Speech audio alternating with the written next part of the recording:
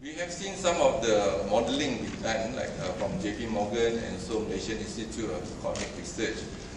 For the prediction from JP Morgan is that on the 14th of April, that we have a peak, basically about 6,900 positive patients, 14th of April. Today, and JP Morgan's modeling is based on assumption, looking to other countries and the distribution, and using that distribution in an initial phase, and to explain that our projection is about 6,900.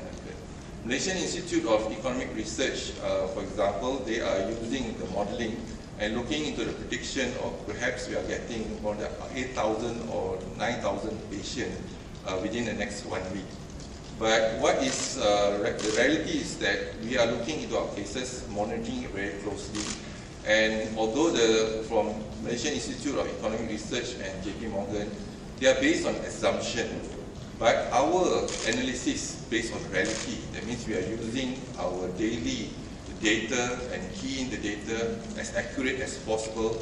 And if you can get a very accurate data, then you can have a better prediction.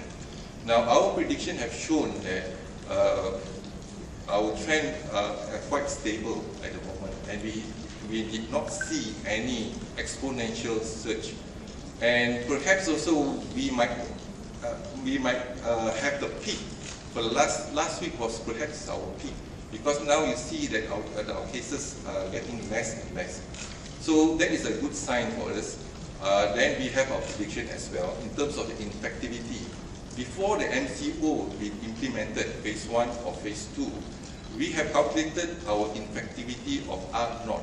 That means R0 is 3.55, which means that if one person is infected, and he will infect 3.55 people. That is the R0 initially before we implemented. Now, when we look into today, and we are monitoring very closely, we managed to bring down the R0, which means that the MCO phase 1 and phase 2 is very effective for us to bring down the R0, because when everybody stays at home, the infection will be less. So the infectivity will be less as well. So the R0 from 3.55, we brought it down to 1. And we expect on the 14th of April, the R0 will be 0.9. So if it's 0.9, that means they are not infecting 1% positive, they are infecting only 0.9%. So less than 1% is infected, which means we are able to control the infectivity of this COVID-19. So what we intend and we advise the Prime Minister is to extend another 2 weeks of the MCO. By extending the 2 weeks of MCO, it gives us more time to put our action, our activities, and to make sure that we can contain and we can actually break the chain of infection. We need to bring down the R0 further down than 0.9. So if that's the case, we are on the right track. So from the experts, from the public health experts have advised us that to control and to break the chain of COVID-19, perhaps we need to consider 3 cycles of incubation period. So which means incubation period of 14 days, so we need about 6 weeks.